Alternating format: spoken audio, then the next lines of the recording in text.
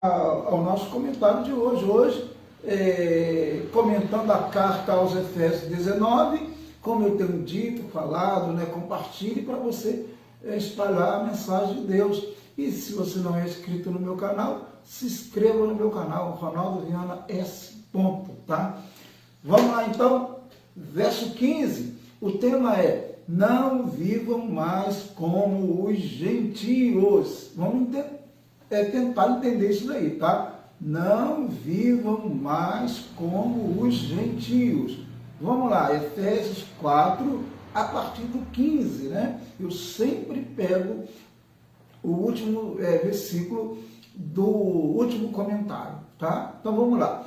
Antes, seguindo a verdade em amor, cresçamos em tudo naquele que é a cabeça, Cristo. Já falei sobre isso daqui, né? É o crescimento da igreja, do corpo da igreja, é a edificação da igreja. E esse crescimento, ele só é possível se a igreja, se o corpo estiver ligado, claro, lógico, à cabeça, né? E a cabeça, no caso Cristo, comanda a igreja, ele controla a igreja, ele governa a igreja, tá? E é isso daí, certo? Tem algumas igrejas locais que alguns grupos, né, querem comandar a igreja, querem mandar na igreja, né?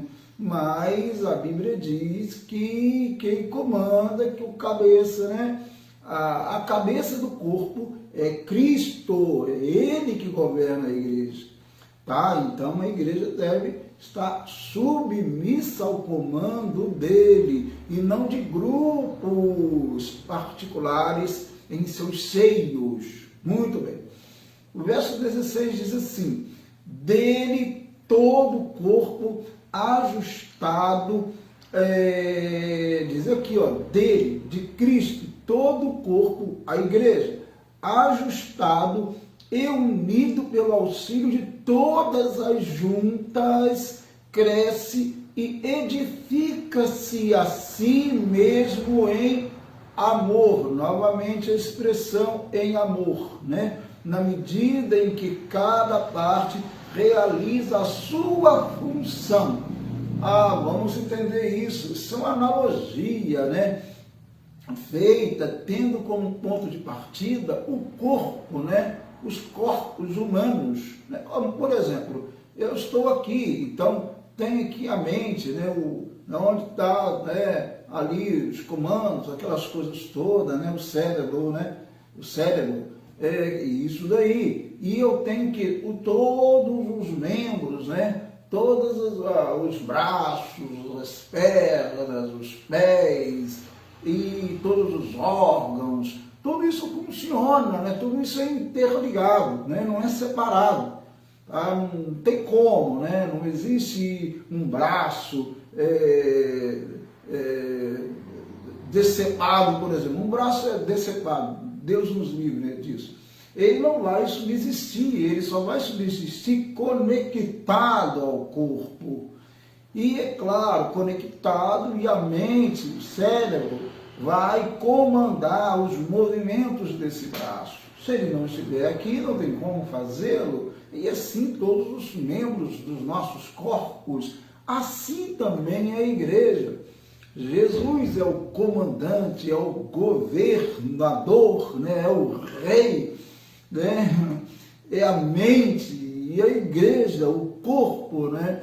Ela está sujeita às orientações, às determinações, claro, da cabeça que é Cristo, tá? Então a igreja não manda em si, ela vive debaixo do poder, da orientação de Cristo. É isso daí. Então, por isso que aqui diz, né? Dele todo o corpo ajustado, unido, né? Unido, né? Pensando em membros e tal. Isso a igreja também é assim. E cada pessoa na igreja, diz aqui, auxílio de todas as juntas, cresce e edifica-se a si mesmo em amor, né? O amor que deve dominar a igreja, né? é o alicerce, não há um relacionamento, um bom relacionamento sem um amor, né? Não tem como. Então, na medida em que cada parte, cada membro, né, realiza a sua função. Então, o braço não tem como querer realizar a função que da perna, por exemplo. Não vai dar certo, não vai. O braço não tem a estrutura que a perna tem, né? Não tem, não só a questão anatômica, mas a estrutura, né? Ossos e etc, né? Então, o braço está aqui, a perna está lá, cada um na sua função. Os olhos estão aqui, os ouvidos aqui. Se mudar isso, se os ouvidos vierem para cá e os olhos para cá, pô, vai ficar uma coisa muito estranha, muito estranha. Então, a igreja, cada parte, cada membro tem a sua função e ninguém deve querer ocupar a função do outro, porque senão não irá edificar a igreja. Por isso que muitas vezes nas igrejas locais que eu falo, na igreja de Cristo, mas as igrejas locais têm muitos problemas. Por quê? Porque muitas vezes alguém quer ocupar uma função que não é dele. Ele quer assumir uma função que não é dele. E ele acaba tendo problemas ou provocando problemas, né? Por quê? Porque, infelizmente, ele quer ocupar uma função, ou ela, né, seja quem for, quer ocupar uma função que não pertence a ele, que não pertence a ela. Tá? Então, cada um, membro da igreja, né, do corpo, né, deve entender o seu lugar, o seu papel, né, no corpo de Cristo. E o comando vai ser exatamente para a posição que aquele membro ocupa. Por exemplo, se o membro é um braço, por exemplo, o comando de Cristo vai ser para aquele braço. Então, Jesus não vai dar um comando para o braço que é para a perna. Então, alguém que quer ser perna, ele nunca vai receber o comando de Cristo, porque ele não é perna. Tá? Alguém quer ser ouvido, né? Os ouvidos, ele nunca será, porque ele não é, eles são os olhos do corpo, né? Então é por aí, eu acho que deu para entender essa analogia aí e compreender esse negócio, né, gente?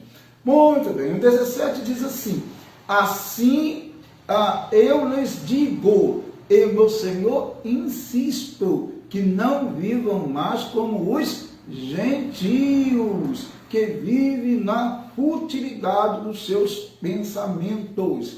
Aqui, gentios, nós sabemos que, em termos étnicos, os judeus eram judeus, sim, e são os judeus, né? E os gentios são os gentios, ou seja, todos aqueles que não são judeus. Todos os que não são judeus são, para os judeus, gentios. O sentido aqui é um sentido espiritual, né? A ideia aqui é que gentios são todos aqueles que viviam segundo, digamos, as futilidades, né? As impurezas, como o texto mesmo vai falar sobre isso, né? Então, Paulo estava falando para a igreja em Éfeso, e a igreja tinha essencialmente, pelo menos na sua maioria, ela era composta de gentios. Gentios no sentido étnico, mas também no sentido que, espiritualmente, eles viviam de acordo com o padrão, o modelo gentio, né? Ou seja, de acordo com a vida impura, de acordo com a vida imoral, de acordo com a vida idólatra, né, etc, etc. Né? Eles viviam assim, esses gentios, mas agora não. Agora eles não deveriam se comportar mais como gentios. Eles não deixavam de ser, etnicamente falando, ou seja, em relação aos seus reinos, aos seus povos. Por exemplo, eu vou citar um exemplo aqui para tentarmos entender. Um egípcio, por exemplo, né?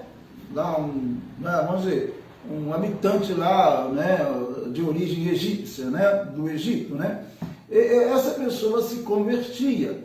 Então, ele não deixava de ser egípcio, claro que não, no sentido de povo, né, de pertencer ao povo, aquela origem, né? Não, ele não deixava. Mas ele não podia espiritualmente se comportar como um gentio, como um egípcio. Ele tinha que se comportar como aquele que faz parte agora da cidade de Deus, né? Digamos assim, como cidadão dos céus, como um convertido. Tá? Então aqui tem alguns detalhes aqui, que o tempo passa muito rápido aqui, mas deixa eu mostrar aqui, ler o 18, para a gente seguir aqui na ideia que eles, os gentios, estão obscurecidos no entendimento e separados da vida de Deus por causa da ignorância em que estão devido ao endurecimento dos seus corações. Isso ele fala aos gentios, que não se convertiam, que não mudavam de vida, eles estavam presos em suas futilidades, etc, do seu mundo, né? Espiritualmente falando, tá? Aí ele continua dizendo no verso 19, tendo perdido toda a sensibilidade, eles se entregaram à depravação, cometendo com avidez toda espécie de impureza. Então os gentios viviam nessa vida, praticando essas coisas, todo tipo de impureza. Paulo está dizendo aos Efésios que eles não deveriam mais viver como gentios. Agora eles deveriam viver como filhos de Deus, eles deveriam se comportar como filhos de Deus, não poderiam estar praticando impurezas, imoralidades, idolatria. É isso, por isso o tema é: não vivam mais como os gentios, tá? Acho que deu para entender, mas nós vamos continuar, se Deus assim permitir, né? Então, próximo comentário, nós vamos continuar. Quem está acompanhando aí, Deus abençoe grandemente, gente. Várias pessoas chegaram depois, geralmente eu falo no início o nome lá, mas rapidinho aqui, Rosângela chegou, Regina já falei, Luzimar Badaró, Deus abençoe, Giselda, Rita de Cássia, Viana, né? Acho que lá de Macaé, Deus abençoe. É isso daí, outras pessoas conosco. Deus abençoe grandemente em nome de Jesus. Bom tê-los aqui. Vamos orar ao Senhor neste momento, tá? Deus, muito obrigado por essa oportunidade que temos, por essa grande oportunidade que temos. Nós louvamos o Teu nome, exaltamos o Teu nome, por esse espaço que temos para pregar, para comentar a Tua palavra. Em nome de Cristo, abençoe grandemente, poderosamente, cada um neste momento, Senhor. Alcance cada um, ouça a oração, incline os seus ouvidos à oração de cada um. Eu te peço, em nome de Jesus Cristo. Abençoe o Brasil, esta nação, este grande país. Toma-o em tuas mãos, em nome de Jesus. Amém e amém. Amém? Deus abençoe. Deus abençoe grandemente. Bom dia. Se Deus quiser, eu volto.